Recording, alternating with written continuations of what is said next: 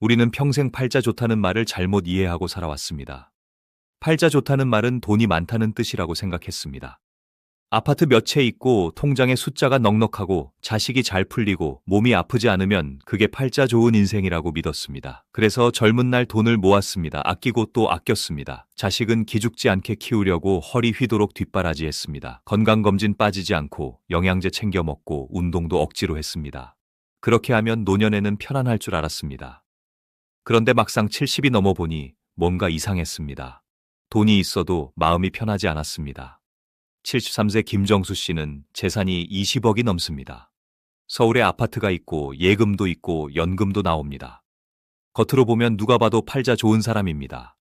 그런데 정수 씨는 밤마다 통장 잔고를 확인합니다. 이 돈으로 얼마나 더 살 수 있을까? 병원비 많이 나오면 어떡하지? 요양원 가야 하면 얼마나 들까? 돈이 많아도 불안은 줄지 않습니다. 오히려 잃을 것이 많아져서 더 예민해집니다. 자식이 재산을 노리는 건 아닐까? 누가 사기치는 건 아닐까? 돈을 쓰는 것도 아깝게 느껴집니다. 결국 돈은 많은데 마음은 가난합니다. 정수 씨는 말합니다. 돈이 많으면 행복할 줄 알았는데 돈이 많아도 불안하더라고요.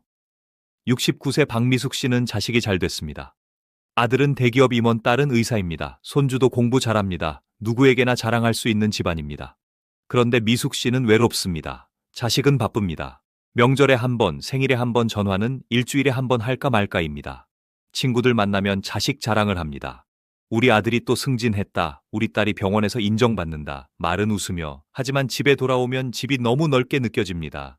잘된 자식이 곁에 있는 것은 아닙니다. 자식이 잘 돼도 외로움은 남습니다. 우리가 생각했던 팔자 좋은 노후는 이런 모습이 아니었습니다. 돈 많고 자식 잘 되고 건강하면 당연히 행복할 줄 알았습니다. 그런데 돈 많아도 불안하고 자식 잘 돼도 외롭고 건강해도 무료합니다. 그렇다면 70세 넘으면 진짜 상팔자 1위는 어떤 사람일까요? 2025년 발표된 노년 삶의 질 연구를 보면 노후 만족도가 높은 사람들의 공통점은 소유가 아니었습니다. 무엇을 가졌느냐가 아니라 어떤 상태로 사느냐가 결정적이었습니다. 팔자 좋은 노후는 많이 가진 노후가 아니라 편안한 상태로 사는 노후였습니다. 그 편안함은 어디서 나올까요? 첫 번째 조건은 남에게 기대지 않는 사람입니다. 자식에게 기대지 않습니다. 찾아오면 반갑지만 않아도 괜찮습니다. 친구가 연락하면 좋지만 연락 없어도 서운해하지 않습니다. 연금이 많지 않아도 그 안에서 삽니다. 기대가 없으니 실망도 없습니다. 원망도 없습니다. 그래서 마음이 가볍습니다. 72세 이경자 씨는 혼자 삽니다. 자식은 외국에 있고 연금도 많지 않습니다. 그런데 경자 씨는 말합니다. 나는 나만 챙기면 되니까 편해요. 자식 눈치 안 보고 누구 눈치 안 보고 내 마음대로 살 수 있으니까요. 그 자유가 경자 씨를 단단하게 만듭니다. 두 번째 조건은 혼자 있어도 무너지지 않는 사람입니다. 외로움이 없다는 뜻이 아닙니다. 외로워도 그 외로움이 삶을 무너뜨리지 않습니다. 혼자 밥 먹어도 밥맛이 납니다. 혼자 TV 봐도 재미있습니다. 혼자를 견디는 것이 아니라 혼자를 즐깁니다. 70세 최동수 씨는 혼자 사는데 외롭지 않다고 말합니다. 아침에 커피 마시고 신문 보고 산책하고 도서관 가서 책 읽고 음악 듣고 그렇게 하루를 보냅니다. 누군가 필요해서 만나는 것이 아니라 만나고 싶어서 만납니다. 그래서 관계가 가볍고 부담이 없습니다. 이 두 가지만 있어도 이미 상팔자에 가깝습니다. 그런데 여기서 끝이 아닙니다. 70세 넘으면 진짜 팔자, 좋은 사람들은 반드시 공통적으로 실천하는 것들이 있습니다.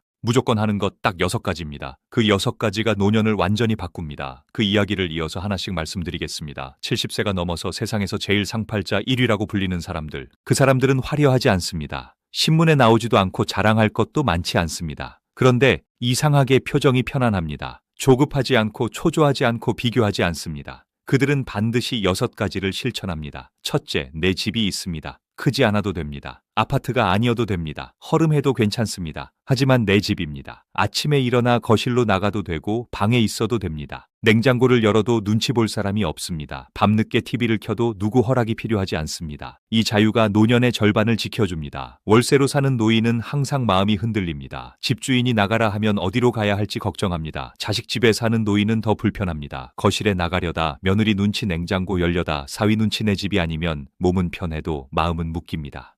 그래서 상팔자 1위는 내 집이 있는 사람입니다. 둘째, 빚이 없습니다. 돈이 많지 않아도 됩니다. 하지만 갚아야 할 돈이 없습니다. 이자 걱정이 없고 독촉 전화가 없습니다.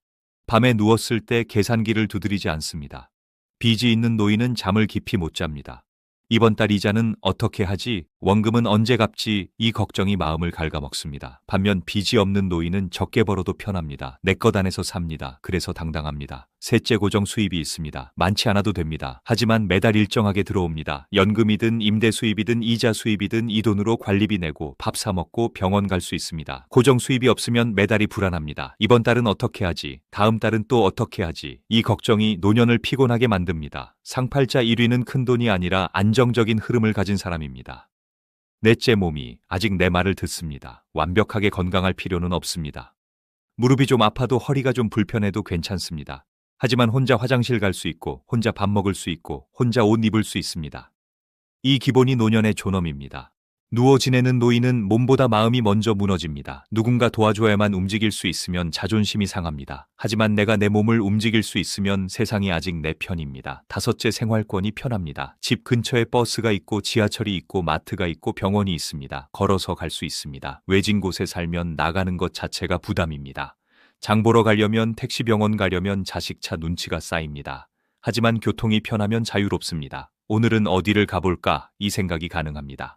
여섯째, 혼자 밥을 먹을 수 있습니다. 거창하지 않아도 됩니다. 라면을 끓여도 되고 김치에 밥만 먹어도 됩니다. 하지만 내가 해 먹을 수 있습니다. 누군가 차려줘야만 먹는 삶은 의존입니다. 혼자 해 먹을 수 있는 삶은 자유입니다. 이 6가지, 내 집, 빚, 없음, 고정 수입, 움직이는 몸, 편한 교통, 혼자 밥 먹는 능력, 이것이 70세 넘은 상팔자 1위의 현실 조건입니다. 화려하지 않습니다. 하지만 살아보면 가장 중요합니다. 여기까지는 겉으로 보이는 조건입니다. 그런데 진짜 상팔자와 그렇지 못한 사람을 가르는 것은 눈에 보이지 않는 부분입니다. 마음의 태도입니다. 그 태도가 노년을 완전히 바꿉니다. 겉으로 보이는 조건이 갖춰졌다고 해서 저절로 팔자가 좋아지는 것은 아닙니다. 집이 있어도 빚이 없어도 연금이 들어와도 마음이 흔들리면 노년은 여전히 불안합니다.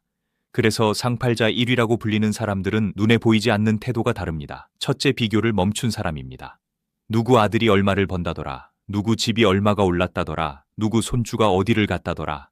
이 이야기를 들으면서 예전에는 마음이 움직였습니다. 나는 왜 저만큼 못했을까? 나는 왜 더 준비하지 못했을까? 그런데 어느 순간 비교가 내 인생을 갉아먹는다는 것을 깨닫습니다. 내가 가진 것을 보지 못하게 하고 남이 가진 것만 보게 만듭니다. 상팔자 1위는 비교를 내려놓은 사람입니다. 나는 내만큼 살았고 나는 내 하루를 살면 된다. 이 생각을 합니다. 그래서 남의 성공이 부럽지 않고 남의 실패가 위로가 되지도 않습니다. 둘째, 기대치를 낮춘 사람입니다. 자식이 자주 오면 고맙고 안 와도 괜찮습니다. 전화가 오면 반갑고 안 와도 서운하지 않습니다. 왜 나를 안 챙겨? 왜 자주 안 와? 이 기대가 사라지면 섭섭함도 사라집니다. 기대가 없으니 실망도 없습니다. 기대는 줄이고 고마움은 키웁니다. 이 태도가 마음을 편안하게 만듭니다. 셋째, 하루를 스스로 채우는 사람입니다. 아침에 눈을 뜨면 오늘 뭐 하지가 아니라 오늘은 이걸 해야지 하고 떠오르는 일이 있습니다. 산책 30분, 책 20페이지, 집안 정리 10분, 거창하지 않습니다. 하지만 누가 시켜서가 아니라 내가 정해서 합니다. 누군가 불러주기를 기다리는 삶은 점점 작아집니다. 내가 나를 불러 움직이는 삶은 점점 단단해집니다. 넷째, 작은 소비를 아끼지 않는 사람입니다.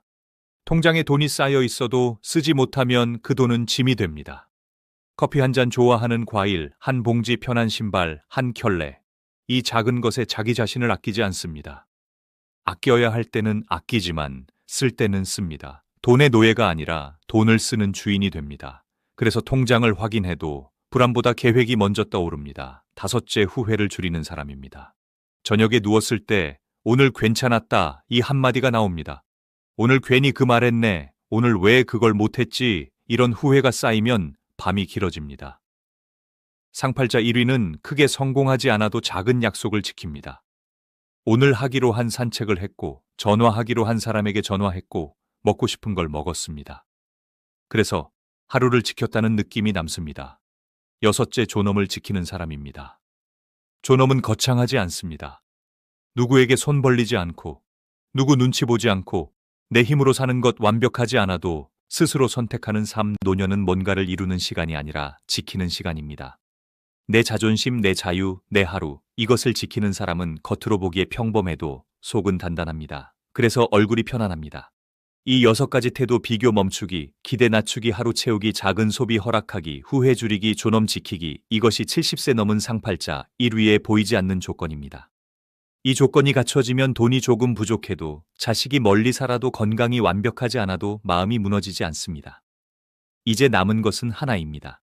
이 6가지를 어떻게 일상에서 실천할 것인가? 이제 문제는 하나입니다. 좋은 말은 알겠는데 그래서 어떻게 하느냐는 것입니다. 70세 넘어서 상팔자 1위가 되는 사람들은 거창하게 살지 않습니다. 대단한 계획도 없습니다. 그 대신 아주 구체적으로 작게 움직입니다. 첫째, 비교를 멈추는 연습을 합니다. 방법은 단순합니다. 남 이야기 나오면 내 이야기로 돌립니다. 누구 아들이 얼마 번다더라. 그러면 속으로 말합니다. 그래, 잘 됐네. 나는 오늘 뭐 할까? 비교가 시작되면 그 자리에서 끊습니다. 신문을 보다가 누가 부자 됐다는 기사, 누가 성공했다는 기사, 그때도 멈춥니다. 내 삶은 내 속도대로 간다. 이 문장을 하루에 한 번씩 되뇌는 사람은 점점 흔들림이 줄어듭니다. 둘째, 기대를 낮추는 연습을 합니다. 자식에게 전화를 먼저 합니다. 왜 안 하냐고 기다리지 않습니다. 보고 싶으면 먼저 합니다. 오면 고맙고 안 와도 괜찮다고 말합니다. 섭섭함이 올라올 때 이 문장을 씁니다. 나는 나를 책임진다. 기대를 줄이면 관계가 가벼워집니다. 셋째, 하루를 미리 정해둡니다. 아침에 눈 뜨면 오늘 할 일 3가지만 정합니다. 산책 20분, 책 10페이지, 전화. 한 통 딱 3가지면 충분합니다. 그것만 해도 하루는 채워집니다. 할 일이 없는 날이 사람을 가장 먼저 무너뜨립니다. 작은 계획이 노년을 붙잡아줍니다. 넷째, 작은 소비를 허락합니다. 통장의 숫자만 보고 아무것도 안 쓰는 삶은 겉보기만 안전합니다. 좋아하는 빵 하나, 좋은 차 한 잔, 편한 의자 하나. 내가 나를 대접하는 비용은 사치가 아닙니다. 그것은 자기 존중입니다. 다섯째, 후회를 줄이는 습관을 만듭니다. 저녁에 잠들기 전 하루를 한 줄로 정리합니다. 오늘 산책했다. 오늘 웃었다. 오늘 밥 잘 먹었다. 이 한 줄이 쌓이면 삶이 단단해집니다. 후회는 줄고 만족은 늘어납니다. 여섯째, 존엄을 지키는 선택을 합니다. 가능하면 빚을 줄이고, 가능하면 생활비를 스스로 감당하고, 가능하면 혼자 할 수 있는 것을 유지합니다. 무조건 도움을 거부하라는 말이 아닙니다. 도움을 받아도 의존하지 않는 태도, 이 태도가 존엄입니다. 이 6가지를 매일 조금씩 실천하는 사람이 70세 넘어서 상팔자 1위가 됩니다. 돈이 많아서가 아니라 마음이 흔들리지 않아서입니다. 자식이 잘 돼서가 아니라 자식 없이도 괜찮아서입니다. 건강해서가 아니라 지금 상태를 받아들이기 때문입니다. 노년은 더 얻는 시간이 아니라 덜 흔들리는 시간입니다. 오늘 하루를 내 힘으로 지키는 사람, 그 사람이 세상에서 제일 상팔자입니다. 결국 70세가 넘어 세상에서 제일 상팔자 1위라고 불릴 사람은 대단한 사람이 아닙니다. 재산이 몇십억 있는 사람도 아니고, 자식이 모두 성공한 사람도 아니고, 몸 하나도 안 아픈 사람도 아닙니다. 진짜 상팔자는 덜 흔들리는 사람입니다. 통장 숫자가 조금 줄어도 마음이 무너지지 않고, 자식이 바빠서 못 와도 섭섭함에 잠 못 이루지 않고, 몸이 예전 같지 않아도 인생이 끝난 것처럼 절망하지 않는 사람입니다. 그 힘은 어디서 나오느냐? 이미 말씀드린 그 6가지에서 나옵니다. 비교를 멈춘 사람은 남의 속도에 끌려가지 않습니다. 기대를 낮춘 사람은 실망에 휘둘리지 않습니다. 하루를 스스로 채우는 사람은 무료함에 지지 않습니다. 작은 소비를 허락하는 사람은 돈의 노예가 되지 않습니다. 후회를 줄이는 사람은 밤이 편안합니다. 존엄을 지키는 사람은 눈빛이 당당합니다. 이 6가지는 거창한 철학이 아닙니다. 오늘 당장 한 가지만 시작해도 됩니다. 오늘은 비교하지 말아 보십시오. 오늘은 자식에게 먼저 전화해 보십시오. 오늘은 산책 10분만 걸어 보십시오. 오늘은 좋아하는 반찬 하나 사 보십시오. 오늘은 잠들기 전에 후회 대신 잘했다는 말을 해 보십시오. 오늘은 누군가에게 기대기보다 내가 나를 챙겨 보십시오. 이 작은 선택이 노년을 완전히 바꿉니다. 팔자는 타고나는 것이 아니라 매일 선택하는 것입니다. 아침에 눈을 뜨고 오늘을 어떻게 살지 정하는 순간 그 사람이 자기 팔자를 만듭니다. 우리는 평생 성공을 배우고 경쟁을 배우고 남보다 앞서는 법을 배웠습니다. 하지만 노년에는 다른 것이 필요합니다. 덜 비교하고, 덜 기대하고, 덜 후회하고, 덜 의존하는 법, 그리고 조금 더 나를 아끼는 법. 노년은 무언가를 이루는 시간이 아니라 무너지지 않는 시간을 만드는 시기입니다. 성공보다 중요한 것은 존엄입니다. 많이 가진 것보다 중요한 것은 마음의 평온입니다. 오늘 하루 내가 내 힘으로 밥을 먹고 산책을 하고 사람을 만나고 편하게 잠드는 것, 그것이 70세 넘은 상팔자 1위의 삶입니다. 거창하지 않습니다. 하지만 가장 단단합니다. 지금 이 순간부터 6가지 중 한 가지만 실천해 보십시오. 1년 후 당신의 얼굴은 지금보다 훨씬 편안해질 것입니다. 그리고 그때 누군가가 이렇게 말할지도 모릅니다. 저 사람은 참 팔자 좋게 산다. 그 말의 진짜 뜻을 이제는 우리는 압니다. 많이 가진 사람이 아니라 마음이 편한 사람이 세상에서 제일 상팔자라는 것을